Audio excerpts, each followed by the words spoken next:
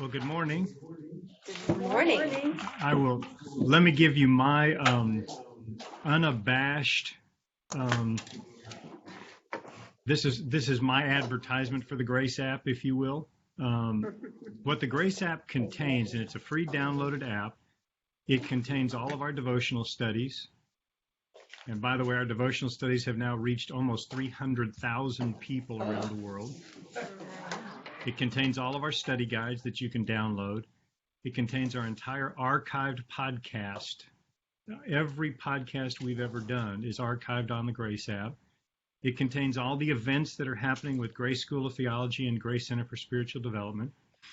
It contains multiple things that you can do, as well as an access directly into our bookstore, directly into the seminary, directly into the Grace Center for Spiritual Development. So anything that you want that we've actually pushed through into a public offering is there and available for you on your phone with the Grace app. So again, my unabashed marketing for the Grace app, please download it, please get it, please share it, please tell people about it, because that's where also coming in 2019 we'll be loading up our on-demand online training. So all of our course offerings that we're going to have that you'll be able to take either for free or fee-based will be coming through the Grace app as well. So Get in early, get in now. It's a really cool application to keep you in tune with all the things that we're doing. So that's my advertisement. Let me get us started this morning. Welcome. Let me tell you a quick story to kind of get us started to where we left off last week. Diane, I'm going to tell another story on my dog. Okay. We had a little border terrier. Melissa and I had a little border terrier. Her name was Emma. And when we moved into our first house in Midland, it had a very thick wall that we put a dog door in so that she could have access outside. But this dog door was not just a simple flap. It was almost like a tunnel. It was probably 15 to 20 inches long, and our dog was only 15 to 20 inches long. So the first time she used it, she came up to it. We had to lift the flap for her. She kind of put her front paws into the tunnel. And so what you saw from our end was just her backside sticking out of the dog door, her front part in the dog door, and her nose pushing the outer flap up, and she was peeking out into the backyard. And what you got was this look of somebody who was peeking but not committed. She hadn't yet committed to getting into that door and out the door. And so we saw kind of the backside of her and then partly in, then all of a sudden she began to use the door. Well, this is a very good descriptor of where Naomi is right now. Naomi has returned. She's peeking into the land of blessing, but she hasn't yet committed to it. She's returned, and we know this, she's returned because there's food. Coming in tow with her is Ruth. She comes back and she says, I went out full. God, you brought me back empty. It's your fault I'm in the situation I'm in. I walk into Bethlehem. All my friends see me. And what we get from this marvelous storyteller is that they came to Bethlehem, the last part of verse 22 in chapter 1, they came to Bethlehem at the beginning of the barley harvest. We get this wonderful statement from the storyteller that things are about to change for Naomi and Ruth. Now remember, we said it in our last couple of times together that there were two very distinct things that they needed in order to survive. What were they? One was food, the other was children, the legacy, the continuation of the line. So what the storyteller tells us at the end of chapter 1 is, and granted there weren't chapters when this story was being told, but here's what the Jewish storyteller would say. They came back to Bethlehem at just the right time, the beginning of the barley harvest, which means now that she has returned physically to the land, the blessing of food looks like it could begin to be solved. We still have the blessing of children, that survival necessity of children to look at, but we get this wonderful statement, she's returned physically, and even as she has returned, God begins to bless. and he blesses with the beginning of the barley harvest. So that's where we end. What I call in chapter 1, I look at that called the returning to the covenant relationship. Chapter 2, I'm looking at as a recognition of the covenant relationship, because we're going to introduce a new character in chapter 2. This is a character in the name of Boaz who understands and sees the covenant relationship as Ruth does, as Naomi did.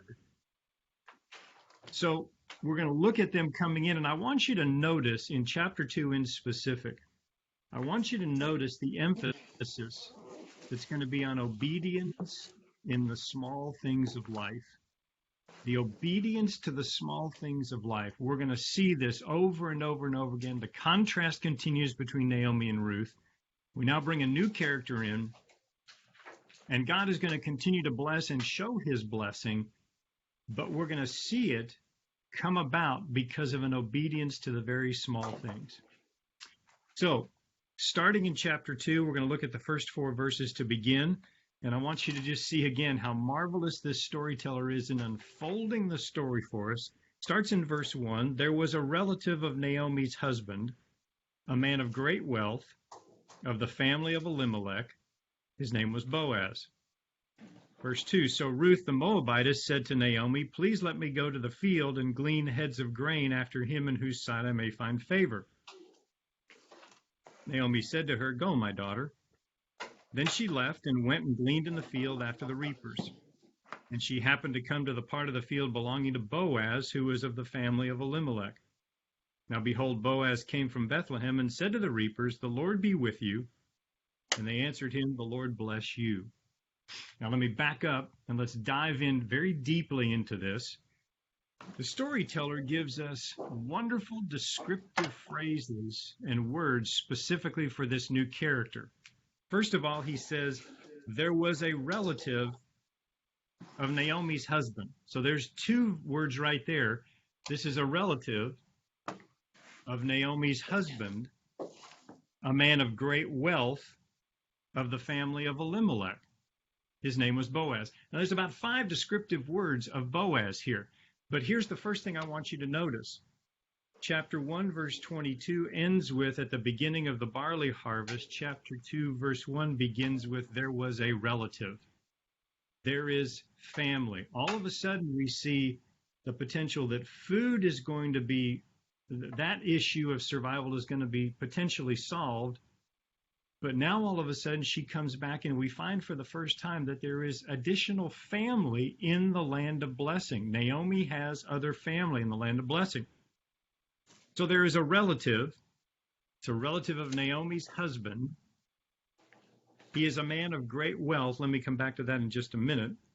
And he's of the family of Elimelech. So we get this. Remember I said that in the Hebrew language there aren't a whole lot of adjectives, so repetition means emphasis. So he's now said that there is a relative of Naomi's husband of the family of Elimelech. Do you think he's trying to tell us something here? Yeah. Pay attention. This character is exceptionally important and very important to our main character, Naomi, because he is a relative of Naomi's husband, whose husband is Elimelech. So he's in the family of my God is king, Elimelech, and he is a man of great wealth. Now, that little word, that little phrase, a man of great wealth, it's a Hebrew word. The Hebrew word for wealth is literally this. It's called hayil, Hayil, hayil. And here's what it means. It was a word that was used of Gideon when he was called a mighty man of valor. Gideon was called a hayil, a mighty man of valor. Boaz is called a man of great wealth. Now, that doesn't just mean that he had property and he had status. It means he had great wealth of character. And we're going to see that magnificently unfolded in these first 13 verses. But he is a man of valor. He is a man of character. It's also, by the way, this is a word that's going to be used of Ruth in chapter 3 to say she is a virtuous woman. So this is a person of virtue. This is a person of great character. And his name is Boaz. Boaz translated in the Hebrew means swift strength. Swift strength. Now, think of all the superlatives that have just been stated about this man before we know anything about him. We know he's a man of incredible character. We know he's a man of great valor. We know he's a man whose name means swift strength. We know he is a relative of my God is King, Elimelech, and he has remained in the land during the famine. This is who Boaz is. And I ask myself the question when I hear this, and I hear him introduced every time, this is how he is known. This is how the storyteller describes him, so this is how he is known. My question is, how am I known? How are you known? What would other people say about you if they were describing you? How would you be known? Now, understand, I'm not trying to say here that how other people view you is something that you ought to be aspiring to, but I am saying that by your character, by what you say and by what you do, you're known a certain way. Boaz was known specifically as a Hayil, a man of great valor, a man of incredible character. And his name, Swift Strength, is a name. Boy, I wish my name was Swift Strength. I looked up my name. My name means God of War. That's not quite the name I'd like to have. I would love a name that meant Swift Strength. Boaz. Now, I wouldn't like my name to be Boaz, but what it means, I think Swift Strength Boaz is a great name for a dog, but here's this wonderful name, this wonderful person. So let me ask the second question, and this is the other one that hits me. Boaz is known as a mighty man of valor. What am I doing in my life? What are you doing in your life that would lead you to become, that would shape you and mold you into a Hayil, into a virtuous person, into a person of great character and a person of wealth of character? What are you doing in your life that would lead you to be known that way? And it's a really convicting question, I think, that we get this opening statement about Boaz. And by the way, chapter 3 and chapter 4 and chapter 2, 3, and 4 are going to unfold Boaz's character. And he's going to be proven to be the man that the storytellers just told us he is. So we get introduced to this new relative of Naomi's husband, a man of great Hayil, a man of wonderful wealth of character, of the family of my God is King, and his name is Swift Strength. This is who he is. This is the character we just get introduced to. Verse 2, and by contrast, look at what the storyteller tells us. So Ruth, and how is she described? Ruth, let's put it this way. So here is Ruth, the outcast. See the contrast that he's set up here? Here is this mighty man of valor who stayed in the land. He's followed the covenant promise. And here is Ruth. By contrast, let's not forget, she is an outcast. But watch what the outcast does. Ruth, the Moabitess, the outcast, said to Naomi, pleasant, please let me go to the field and glean heads of grain after him in whose sight I may find favor. And she said to her, go, my daughter. Now, there's a couple things we need to really dive into here. The first thing that Ruth does something that is promised in the law of Moses. In Deuteronomy 22, in Leviticus 23 and Deuteronomy 24, what the wealthy landowners were commanded by God was to leave the gleanings in the field. Now, what the gleanings were was when the reapers came in to harvest the harvest, anything that fell off the cart, anything that was left behind, they were purposefully supposed to leave it for the widows, the orphans, and the poor, so that they could come and glean, pick up the remains of the harvest that was left on the ground for them. And therefore, God provided for, out of the abundance of the crop, not out of a sacrifice of your crop, but out of the abundance of the crop, he provided for the poor, the widows, and the orphans. Again, you can look at very specifically, the command is to leave the gleanings behind, so that the widows, the poor, and the orphans, when they can come into the fields and they can glean the leftovers so that they have something to eat. So who is it in verse 2 that requests to go gleaning? The outcast, the Moabitess. Who is the one that actually is following the covenant promise? Ruth, The outcast, Ruth the Moabitess. She says to Naomi, let me go into the field and glean the heads of grain after him in whose sight I might. Now, the word favor here, I'm going to teach you another little Hebrew word. Favor here, this is the word chen, C-H-E-N, chen. You say it again like this is allergy season. You got a lot of phlegm in the back of your throat, so you just say chen. And what chen means, chen is the word we get in the New Testament. It's the word we get for grace. So what she says here is, let me go glean in the fields after the reapers, in whose sight, in somebody's field, in whose sight I might find grace. That someone might have graced me by leaving their gleanings behind for me to do this. So what she's really saying is, let me go glean in the fields of somebody who understands the covenant promise that God makes, that the gleanings will be left behind so that I can go feed. Now remember, what vow has she made to Naomi? To care for her? To never leave her?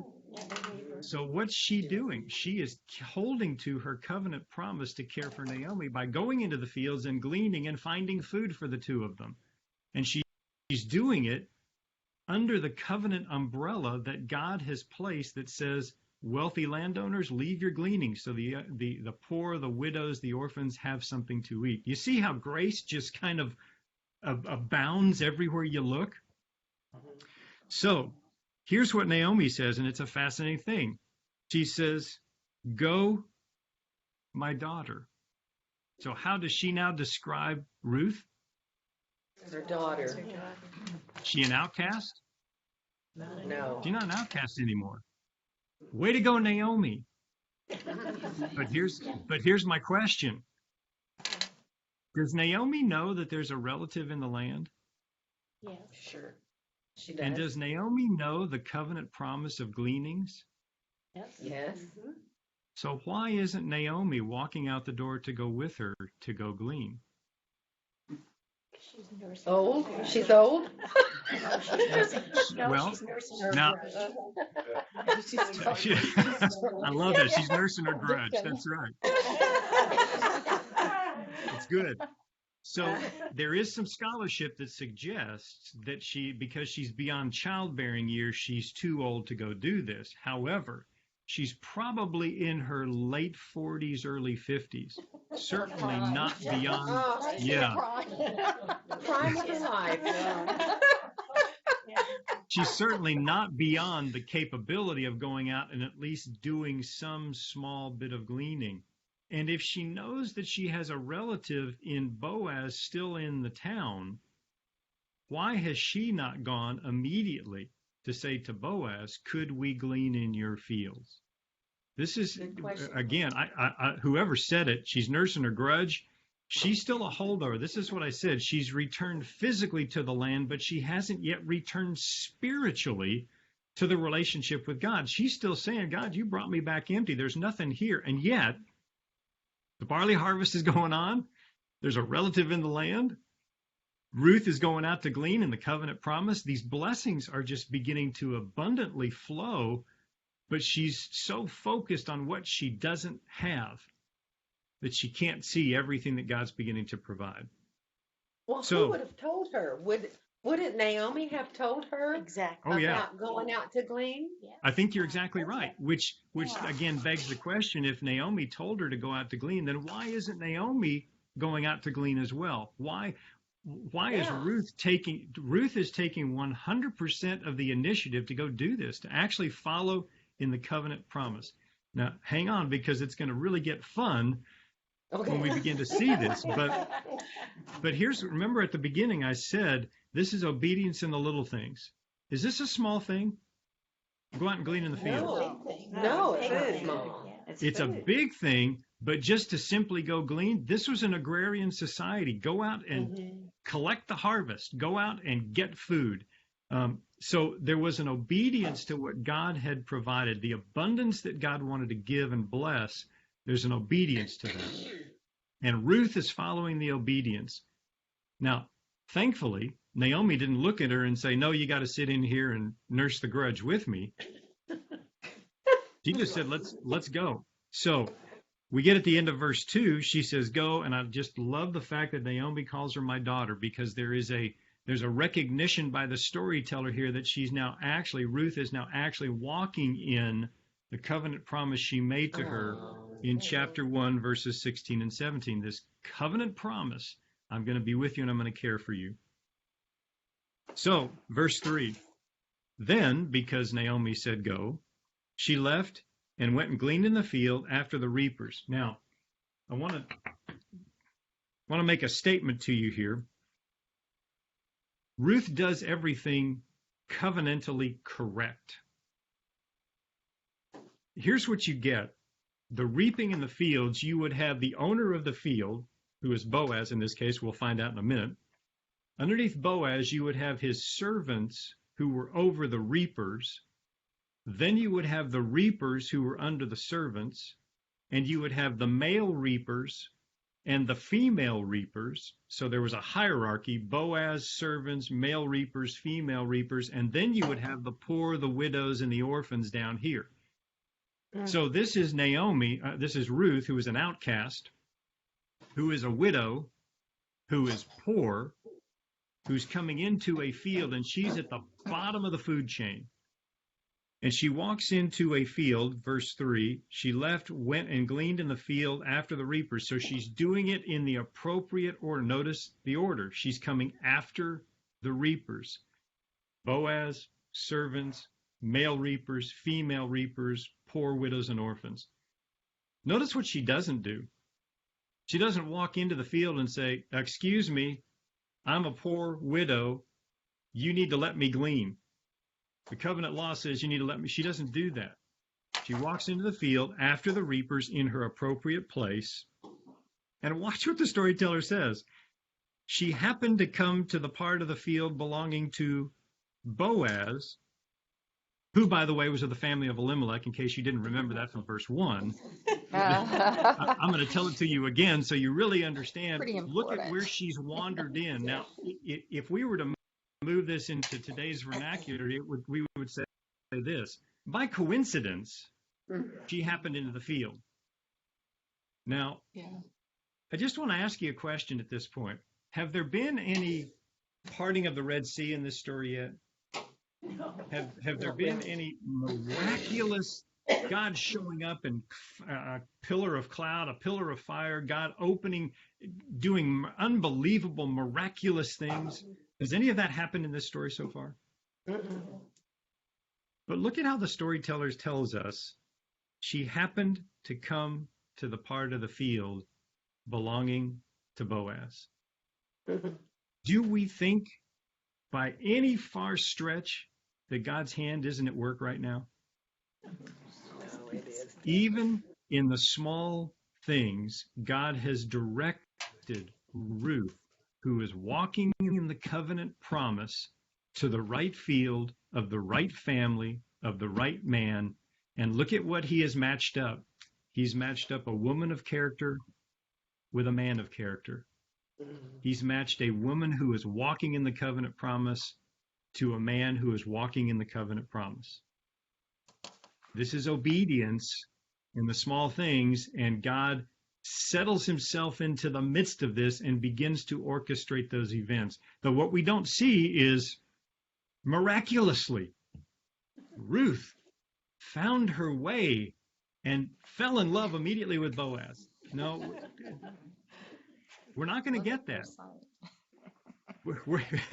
Well, let me make this statement right now, because you're never going to see this anywhere in the text. Nowhere in any of the text in any of this entire story are you going to see they fell in love. What you're going to find is they both loved God first.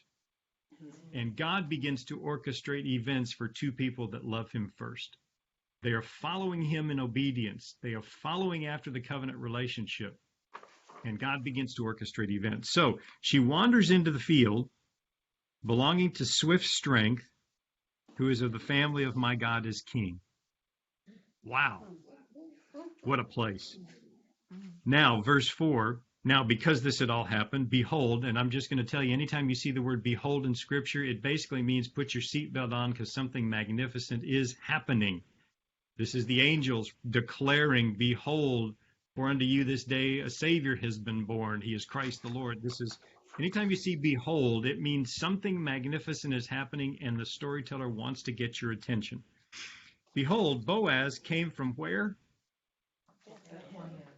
So he's stayed in Bethlehem. He's in the house of bread. And he said to the reapers, notice who he's talking to. This is the boss, not talking to his servant. He's talking to whom? The reapers. The workers in the field. This was unheard of in the time, just by the way. The boss never talked to the workers in the field. The workers in the field talked to the servants who talked to the boss. This is a man of character. He recognizes people. He goes directly to the reapers. And look at what he says to the reapers. What does he say? The Lord be with you. So the master says to the workers, may the Lord bless you. The Lord be with you. I was in business for about 20 years, and I had a lot of people that worked underneath me.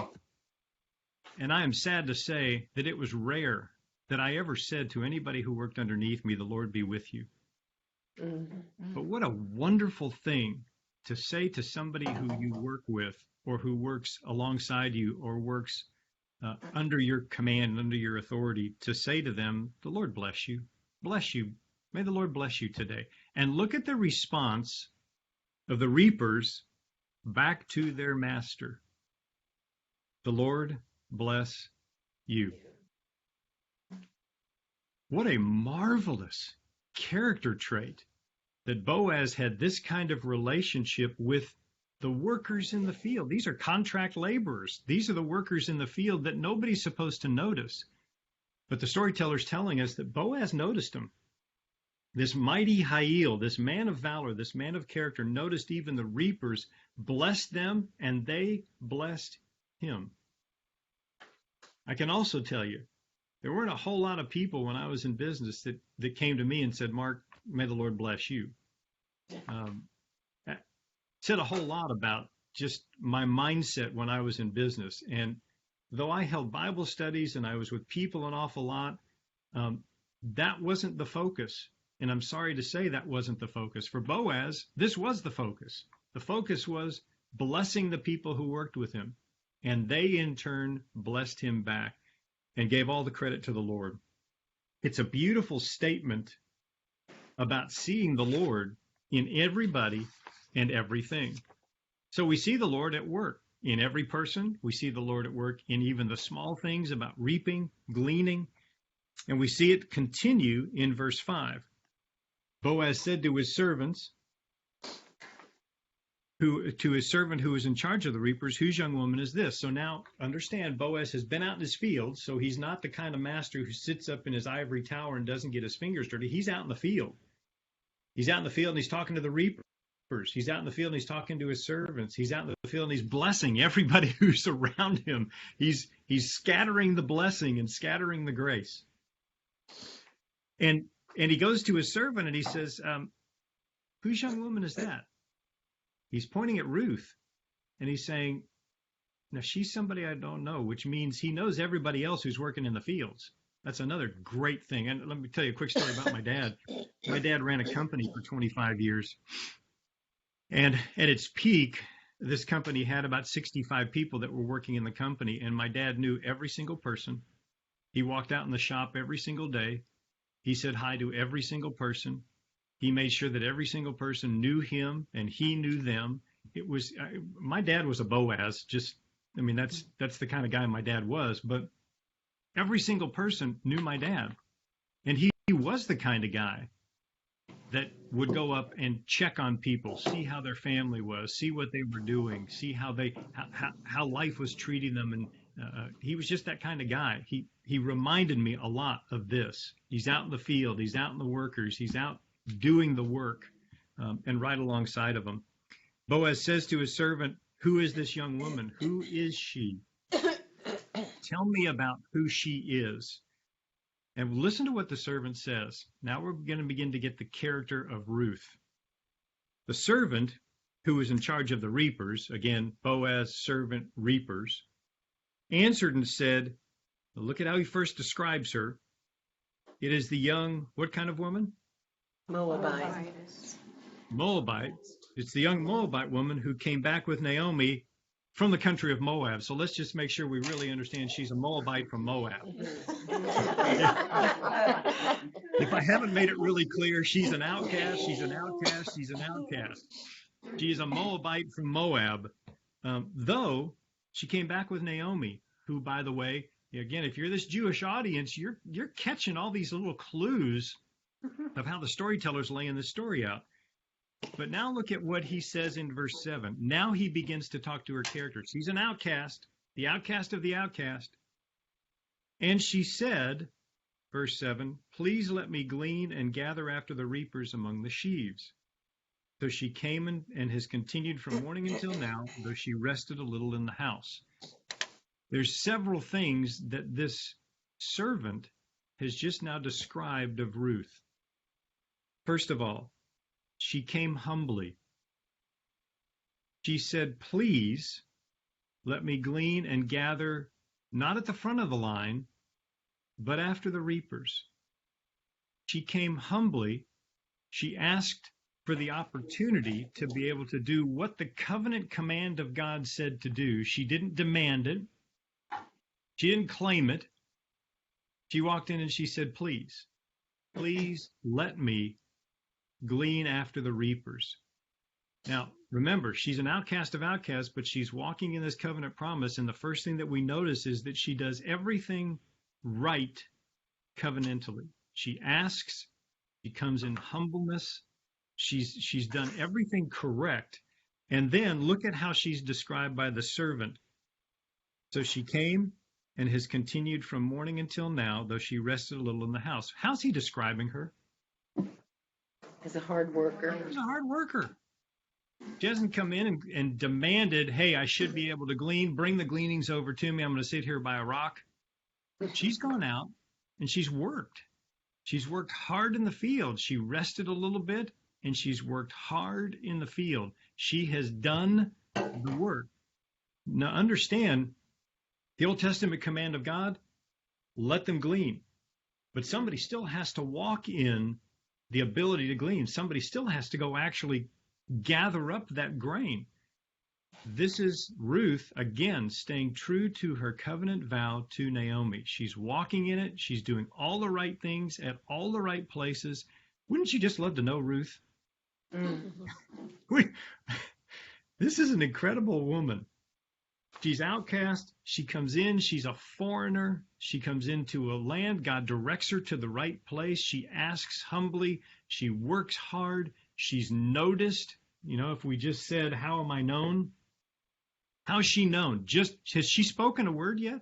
Other than, please let me glean? She hasn't said anything else. And yet, look at how she's described. She is described beautifully as a hard worker, humble in spirit. This is why we're going to see in chapter 3 her called a Hayil, a virtuous woman.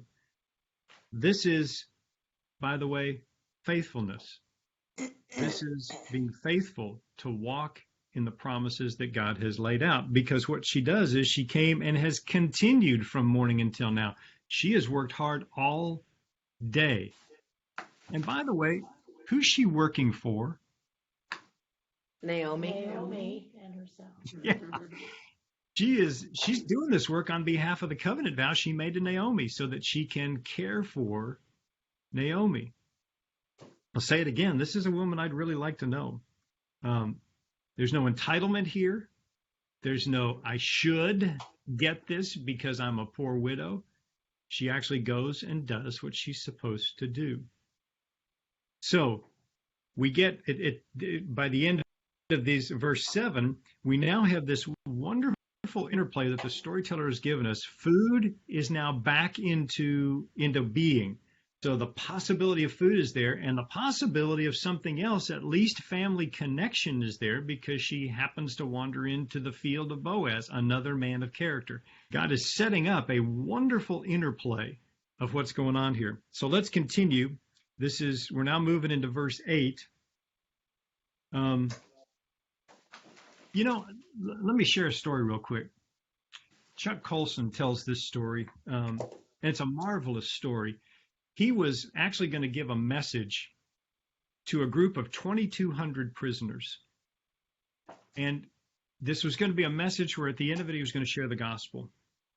Well, as things happened, the prison system said 200 men in one room is too many. We're going to reduce that to 300.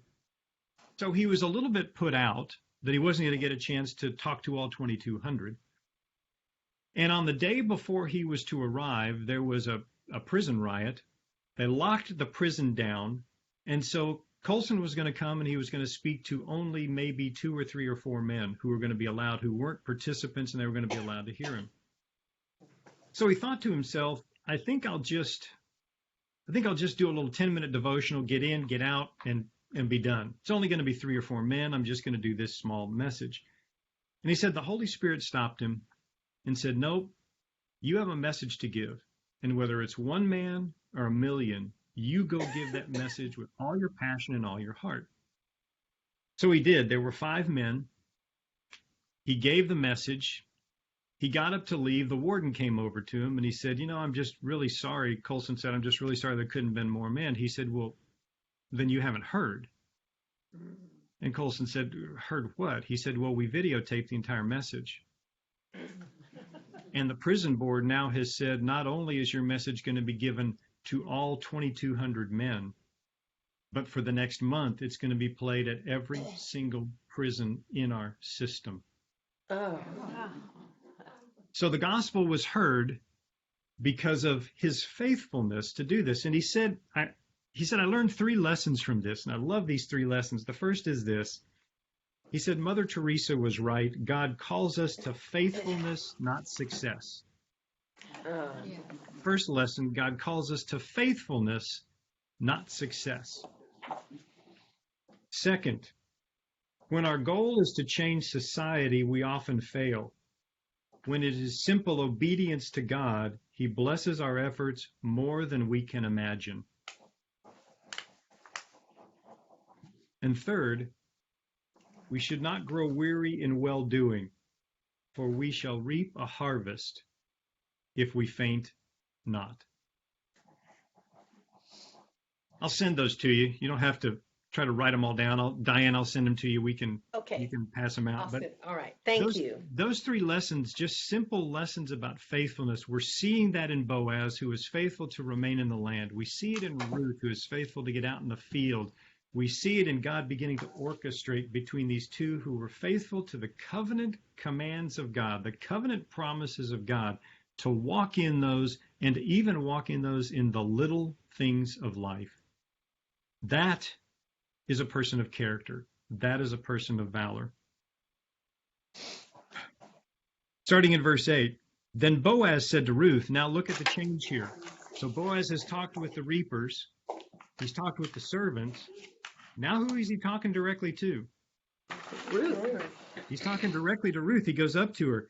And listen to what he says. You will listen. What does he call her? My daughter. Now just stop for a minute and think about if you were Ruth, an outcast in a strange field with all of these strange people around, and you're at the bottom of the food chain, and the master comes up to you and calls you by this term of endearment. How would you feel right now? Spectacular. Not only has he noticed me, but my goodness, he's now given me this term of endearment that isn't, you're a servant, you're a poor, you're a widow, you're an outcast, you're somebody who's just on the outskirts. He's now just made her day just simply by calling her my daughter. And he says to her, listen, my daughter, to what I have to say. And he's going to tell her now 5 things that he's telling her to do. First, he says, don't go glean in another field, nor go away from here, but stay close by my young women. Let your eyes be on the field which they reap, and go after them. Have I not commanded the young men not to touch you? And when you are thirsty, go to the vessels and drink from what the young men have drawn. So here's what he says to her. He says, my daughter, don't glean in another field. Stay in this one. Does this sound like be blessed because you're in the land? Don't glean another field. Don't go away from here. Don't wander off. Stay in this field. The third thing he says is stay close to my women. Why? Because they know how to glean. They know where the good stuff is. Stay close to them. See where they reap. Follow after them. They're going to show you where to go. Follow them. And then he makes this statement. He says, and I've commanded the young men not to touch you. There's good reason for this. Twofold. Number one, she's an outcast from Moab. And by the way, an outcast from Moab was not, you weren't supposed to have anything to do with them. And she's known as an outcast from Moab, that they might have done harm to her. So he's covering her with his protection. I've told the young men don't touch you. But second, she's a woman, and she's a young woman. Mm-hmm. These are men working out in the field, and he has commanded them, stay away from her. His protection is over her. So now he's not only provided the best of the food, he's provided protection. Does this, let me put it this way. And then he moves from there and he says, now also go drink when you need to drink. This was unheard of for him to do for somebody who is at the bottom of the food chain, the lowest of the low here. He goes above and beyond. He didn't have to do all of this, just so you know. He didn't have to say to her, go glean. He could have just left her alone. And as a matter of fact, he was following the covenant promise simply to say, you're okay to glean in my fields, just to allow her to do that. Instead, what he does is not only glean in my fields, follow after my women, stay in my field, glean of the best. The men aren't going to touch you. And when you're thirsty, get something to drink.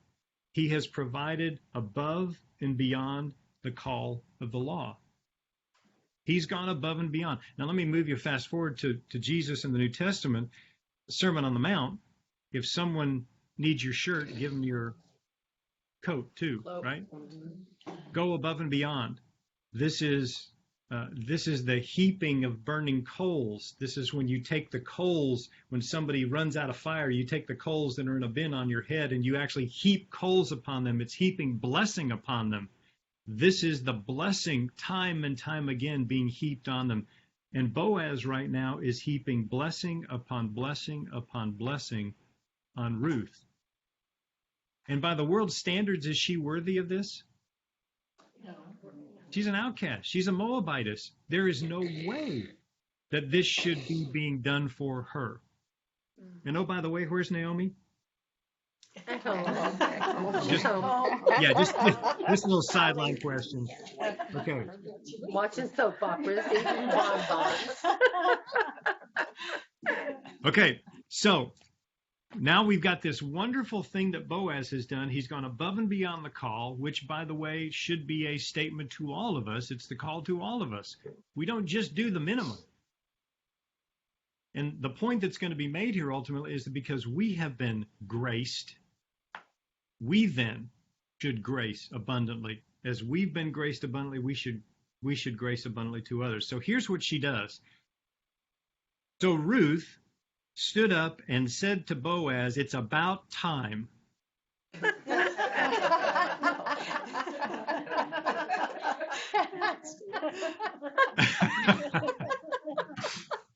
No, look at her response. So she fell on her face, bowed down to the ground, and said to him, why have I found grace? Ken. And remember, she told Naomi, I hope to go glean in a field where I might find grace where I might find favor. And what's just happened? Not only has she found favor and grace, she's found it above and beyond. Why in the world would you have poured this kind of blessing on me? She actually says, why have I found favor in your eyes that you should take notice of me, since I am a what? Foreigner. Now, I want to take you just a moment to Romans chapter 5, verse 8. Statement in Romans 5:8 says, while we were still sinners, Christ died for us. This is grace. By the way, that word sinners there can also be translated enemies, can also be translated foreigners. Wow. While we were still foreigners, enemies, sinners, Christ still died for us. Does this sound straight out of the Book of Ruth? Why have you found favor with me, since I am a foreigner? And by the way, Moab was an enemy. Since I am an enemy, since I am one you should not even be considering. What kind of an attitude is Ruth portraying here? Humility. Humility. She is gratefulness. She is absolutely walking in the grace that has been poured out on her. And the question we need to ask is this: when I get graced by God time and time and time again, do I in turn grace others?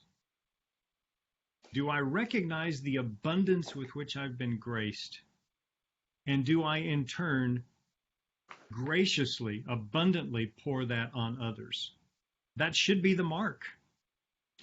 This is what a person of character, a person of valor does. We recognize how graced we have been, and we pour that grace abundantly, not sparingly, not stingily. We pour that abundantly on others. Are we having fun yet? Is this just...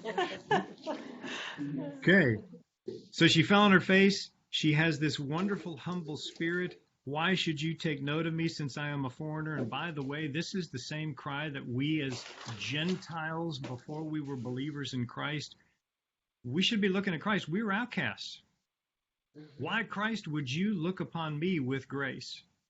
Why would you in the world have that kind of favor? Boy, in this particular case, not necessarily by her actions or by her humility, but I can identify with Ruth, an outcast, a foreigner, that grace has been abundantly poured upon. Verse 11, Boaz answered and said to her, it has been fully reported to me all that you have done for your mother-in-law since the death of your husband, and how you have left your father and your mother and the land of your birth, and have come to a people whom you did not know before. Boaz now says, the reason I have done this for you is because of what you have done for my relative. Because you graced Naomi, I'm gracing you. Because God has graced me, I'm gracing you because you have graced Naomi. Now, understand what Boaz actually does here. He actually repeats her covenant vow. He says, you left your father and mother. You left everything behind. Well, she says that I'm going where you go. I'm going to the land you go. He says you left the land of your birth, the place where you were born, the place where all your people are, and you've come here, and you've come to a people whom you did not know. This is an unbelievable sacrifice that you have made for your mother-in-law, who is my relative. Because you have graced her, I am gracing you. And I am gracing you because I have been graced by God.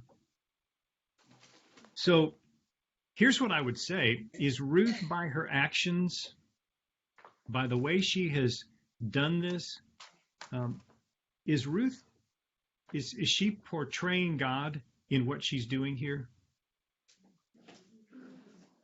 A faithful, covenant promise-keeping God who is taking care of them.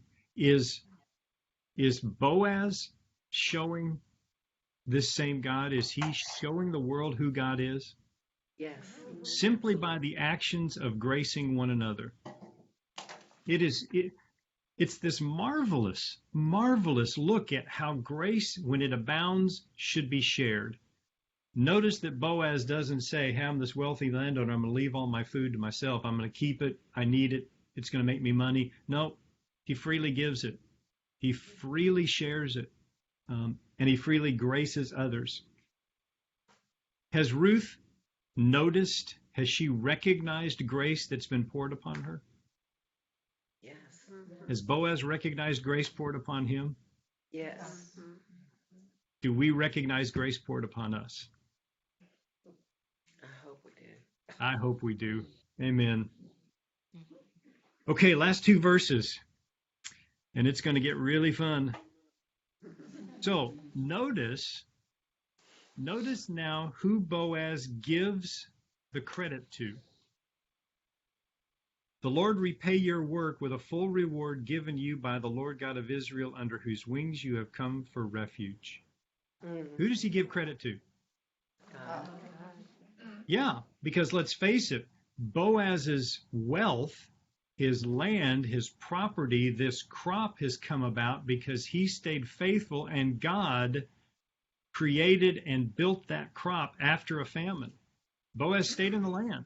The blessing is his. He's walking in the blessing, and he gives 100% credit to God and now extends that blessing to Ruth. The Lord repay your hard work, and a full reward be given you by the Lord God of Israel. Man, he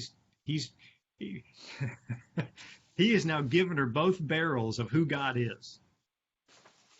And he gives her, this is the Lord God of Israel, under whose wings you have come for refuge. Have you ever heard that phrase before? Mm-hmm. Where have you heard that phrase? Psalm 91. Okay, Psalm 91. In fact, let me read you Psalm 91, just this portion of it. Psalm 91 says, he who dwells in the secret place of the Most High shall abide under the shadow of the Almighty. I will say of the Lord, my refuge and my fortress, my God, in him I will trust. Surely he shall deliver you from the snare of the fowler, from the perilous pestilence. He shall cover you with his feathers, and under his wings you shall take refuge. Anybody know who wrote that? David. David wrote it. And understand that Boaz is ultimately going to be Yes. the great grandfather of David. No doubt David heard this story. No doubt David heard Boaz say this to Ruth. You have come to the Lord your God of Israel, under whose wings you have come for refuge. Isn't that a cool connection point? Yes. That Yes. this is something Boaz declares over Ruth. That line carries through David and up to Christ. And by the way, doesn't Christ say the same thing to Jerusalem? Doesn't he talk about Jerusalem as a mother hen wanting to gather them under her wing for refuge and protection? Do we think there's not connection between these? Woo-wee.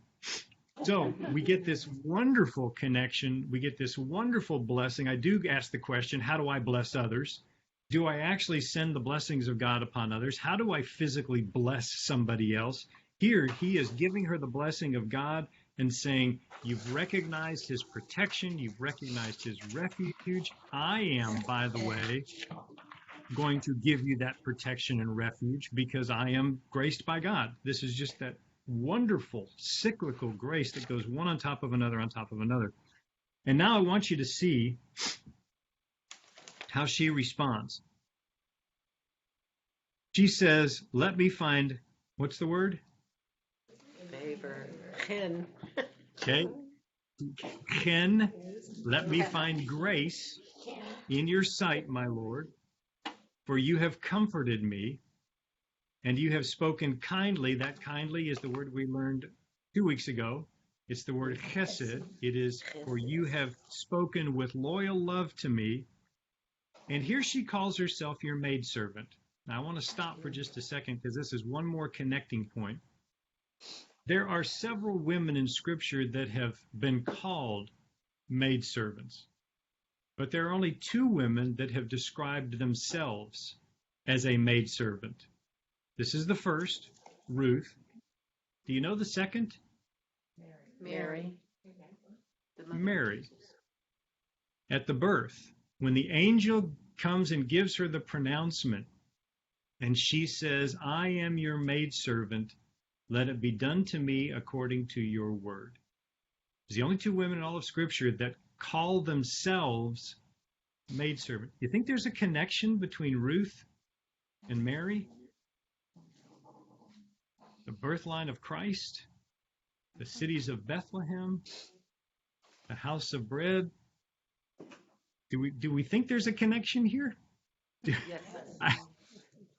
This is incredible to see what she calls herself. And then she finally describes herself, though I am not like one of your maidservants. I still recognize, though I am your maidservant, I'm not like one of yours. I'm still the outcast. I still recognize my place. I still recognize who I am and what I'm about. So we get kind of this wrap up to this first section. And if you're a Jewish audience, I need to ask you a question. If you're a Jewish audience, what now have you begun to see? List for me some of the blessings that have now been unfolded in these first 13 verses. Describe some blessings that you've seen, some graces, some favor that has been given. Provision of food, And security. Family. protection, And family. Inclusion. Oh, great one. Inclusion. That's really This is good. my daughter. You bet. She's now been called my daughter by both Naomi and And Boaz. Yeah. What else have you seen? God's providence of providing No Ruth question. direction Yep. By to the go way, in that land. by coincidence, just wander into this field. Yeah. Yeah, that's a God incident. Yeah. What else have you seen? Hope. He's Ooh, given that's her a good hope. one. That's a good one. Tikva. Absolutely. We've seen hope. What else? What? Kindness, yeah. Oh, you bet. Absolutely. The loyal love, that chesed, the loyal love that has just been poured out. So, and we could go on because there's a whole lot of it here. If you look at how the servants treated, if you look at how the women probably treated her, you look at the gleanings and the abundance of gleanings, you look at the provision that God has left, you look at the grace that has been abounding, and that's just on Ruth. Let's talk about Boaz for a minute. How's he been graced? Well, yeah. Wealth, fields, grain, places for people to work, respect. Over and over and over again, there is this. So if you're a Jewish audience, what you're seeing here is blessing, blessing. And by the way, where's she returned? Covenant To the land. Land. She's back in the land. I'll say it again.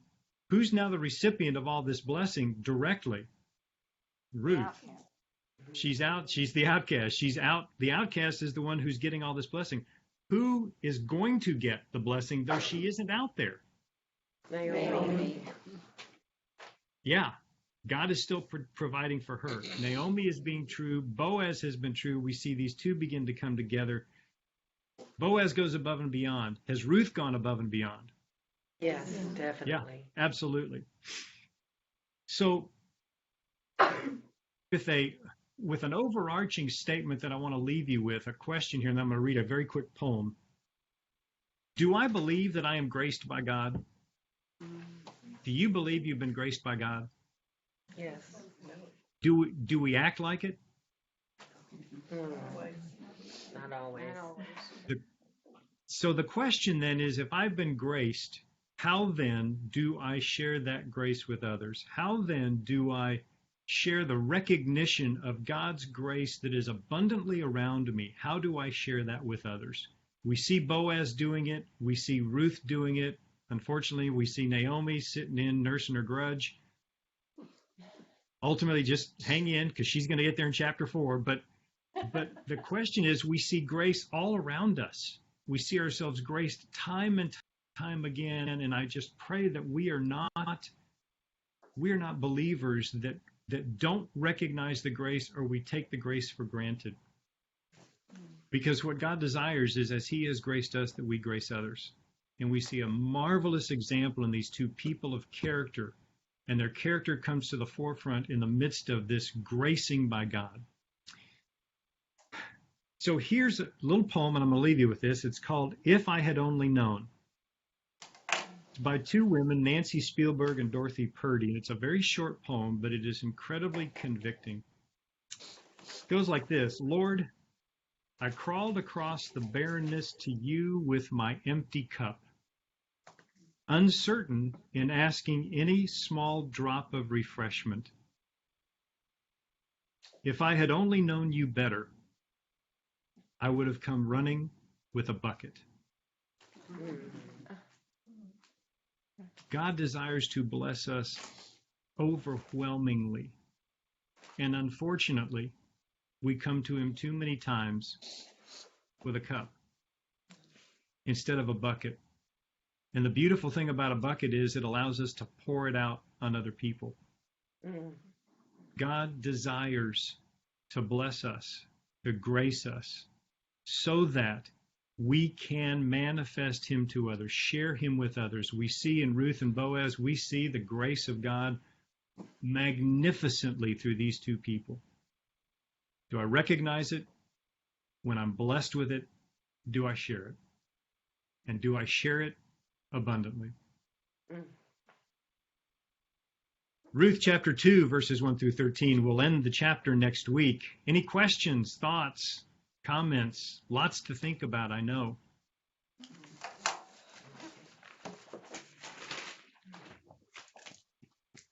Now's the time. I find it interesting, and I think somebody mentioned about how did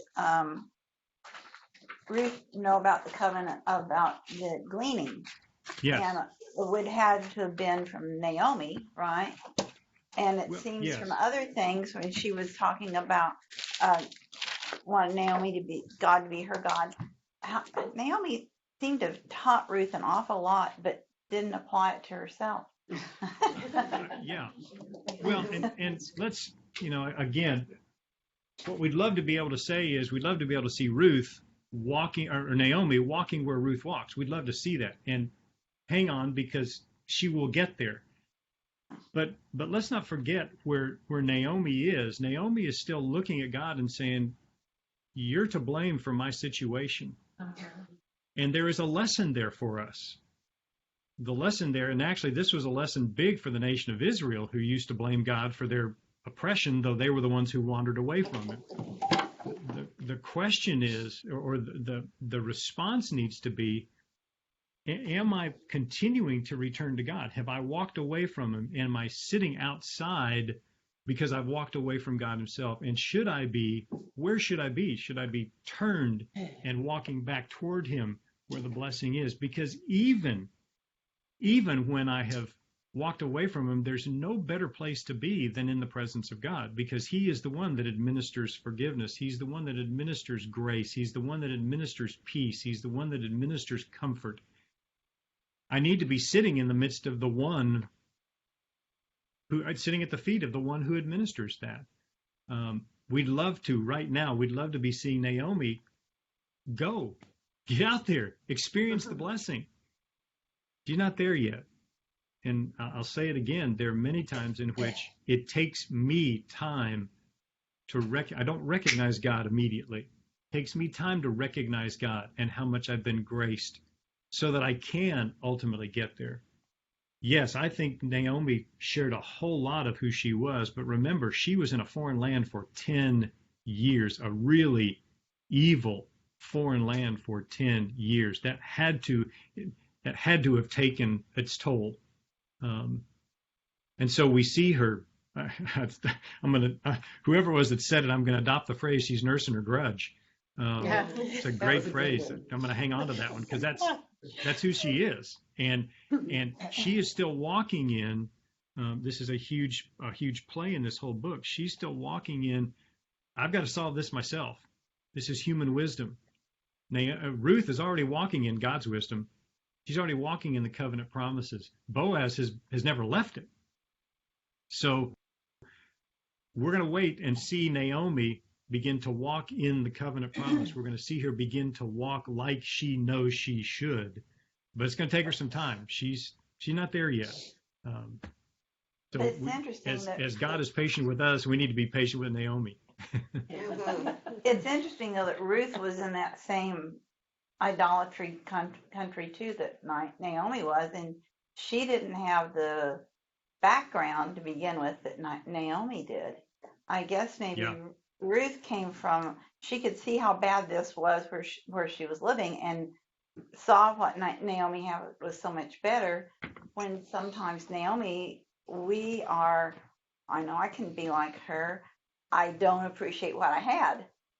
Yeah, and she even when I'm in a foreign land, getting in a foreign land, sometimes I don't appreciate what I have. It's almost as if Naomi takes God for granted. Yeah. Naomi takes God for granted all that time.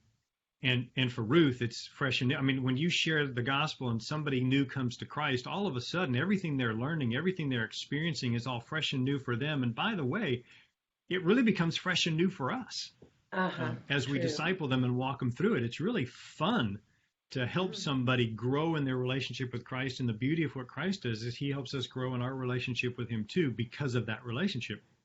Here, you're just dying for Naomi to walk alongside Ruth and see all this wonderful stuff that God is blessing her, and yet she's sitting back in the house.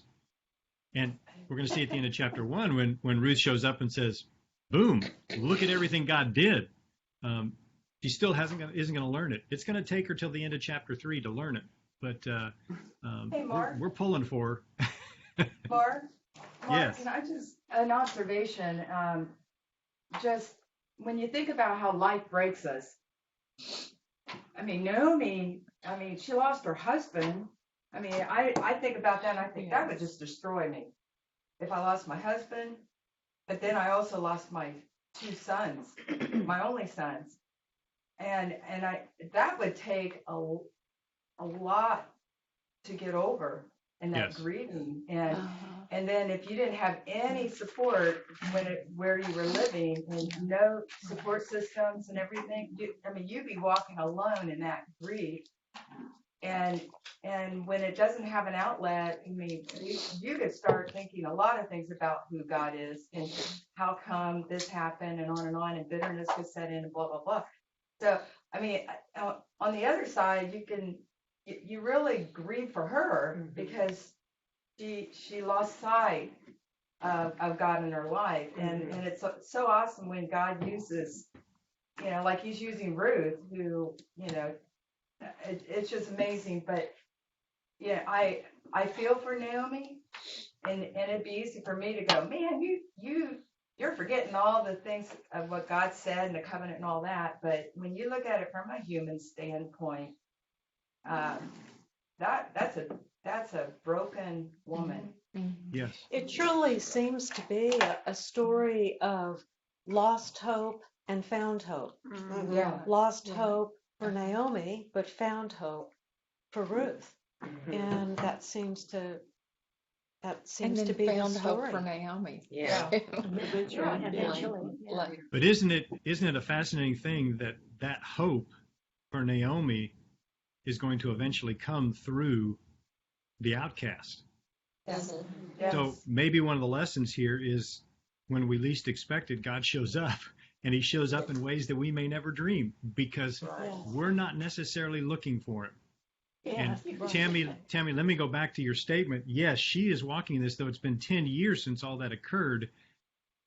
But what we see is a woman who got used to not seeing God in the everyday. And I think what the story of chapter 2 begins to tell us is, are we trying to recognize God's promise in the midst of us? Because the first thing that he promises is, I will never leave you or forsake you. I'm not leaving your side. And notice what Naomi says at the end of chapter 1. She says, basically, God, you left me. And God's saying, no, actually, I didn't. I was there all the time. And not only that, I brought Ruth with you. And if you kind of take a look at Ruth, you're going to see the joy and the beauty of me being in your midst. But you're right. She's got to get beyond the hurt. And it's beautiful that God has provided Ruth and will ultimately provide Boaz, who will take her to that point. And so I think there's a huge element of this of, do we look around? Do we look specifically to see God in our midst, to see him at work in our midst? And when we do see him, how do we respond to that? Do we respond with, boy, I see his grace upon me, therefore I'm going to give it to others? Or do I see it, I'm now going to be so inside myself? I mean, Naomi is just, she's in her own little box. In her own little box, there's nothing outside of that. Well, look at who Ruth's been introduced to. Now she's got Boaz, she's got servants, she's got reapers, she's got people, the women of Bethlehem. She's been introduced to this whole new community where Naomi's still sitting in the house. It is, how do I recognize God and get out in the midst of it? And you know, Mark, sometimes you can't see God working, but you have faith to know that he Yes. is. Yeah. So you still Yes. live with hope because you know he's working in ways you don't even realize. Yes. That's faith. On I both the guess big too- stage and the small stage. Yeah. And you still see God just pursuing Naomi over and over and over Hmm. until she gets it in chapter 4. Hey, don't go ahead of time. That's right. I think also, I think the one thing that I would want to add is when you feel yourself, and I'm speaking of myself here, but when you find yourself at that place where you have lost hope, which is a place I was at one point in my life, when I found that hope again, my faith was much, much stronger. So I had grown, and that's been a journey, that memory, I never want to go back. And so in that journey, I continue to grow and have that desire to grow because I never want to go back to that place of lost hope again. Well, you know, there's a conference coming up on February 23rd. Yeah. I've been the informed basis- about that. The basis of the conference, though, is this, that life breaks all of us. Yeah. Pain, loss of hope, failure, struggles, sin, doubt, suffering, that life breaks us. But God enters into that brokenness and creates something strong, beautiful, joyful, that never would have been there had the brokenness not occurred, that we actually become more strong at those broken places than if they'd never been broken in the past. What we see in Ruth, and let's make sure we remember that Ruth lost her husband. Ruth has gone to a foreign land. Ruth is, I mean, if anybody didn't have hope, the only thing Ruth's clinging to right now is Naomi, and look at who she's clinging to. Naomi is this, right now, she's an angry, she's an angry woman. You know, there's kind of that, why would you want to be with her? But she knows what's attached to Ruth is the God of the universe. So she's come back, even in her grief, she's come back, and yet we see her following the covenant promise. We see her, and what we see God doing is basically saying, you're walking in it now, watch me bless you. And who's recognizing the blessing? Ruth is recognizing the blessing because she's actually walking with God. Naomi still doesn't recognize it yet because she's put God on the shelf. I'm done with him because he did this to me. So that brokenness, Naomi's in a broken place, Ruth is in a broken place. And by the way, Boaz, in a famine, was in a broken place. But let's look at how God moves to strengthen those. The beautiful thing is that he's already at work at Ruth. He's already at work in Boaz. Naomi just hasn't opened herself up yet to the fact that God could be at work. And that's, I mean, it's a huge lesson for us that even in our brokenness, even in those tough times, God enters in, and if at the very least says, I'm not going to leave you or forsake you, which the beauty of that is that's the God of the universe who says, I'm not leaving you. That's marvelous. So. And you know, I think there's another lesson in here for Naomi, and that is because I have been through depression, and she needs to get out of that house. I'm telling you, that is the truth. She needs to take a walk outside and see the sky and see, everything else in nature. And I think, if she'd have gotten out of the house and helped glean, she'd have been better by now. I think that's the reason Ruth wanted to go glean. I know. That's right. She goes, I've got to get out of this house.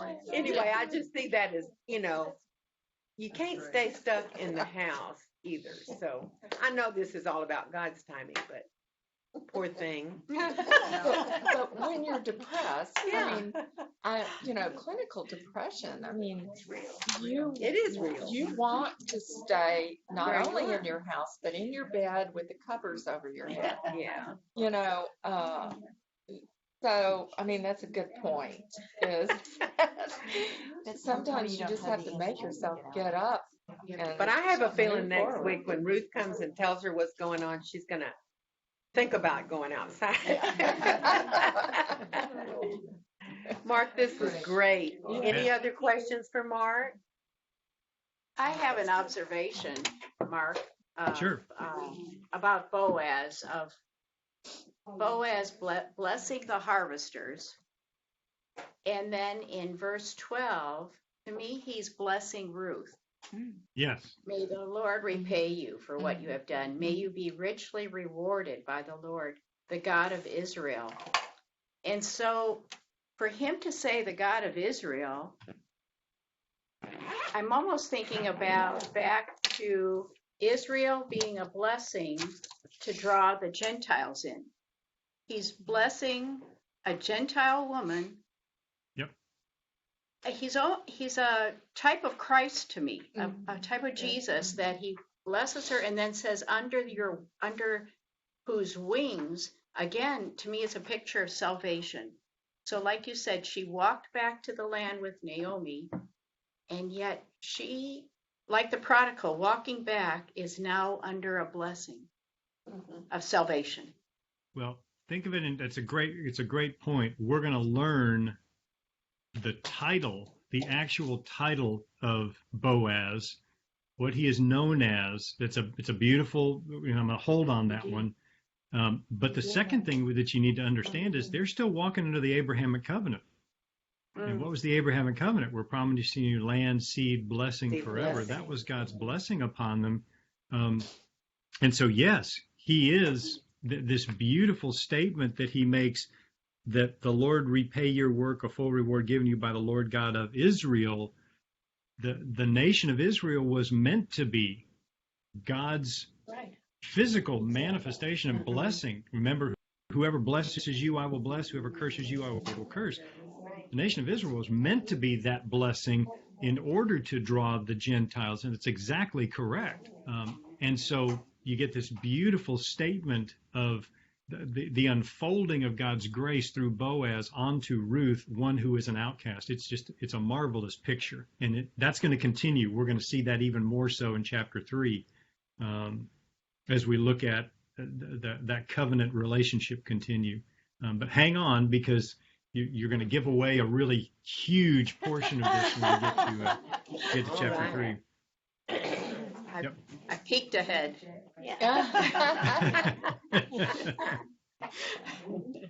Okay, Mark, thank you so much. Thank you all. We'll see you next week. Yes, you will.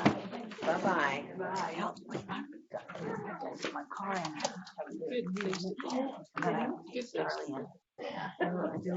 Just email me. Nice to meet you too. Are you from around that area?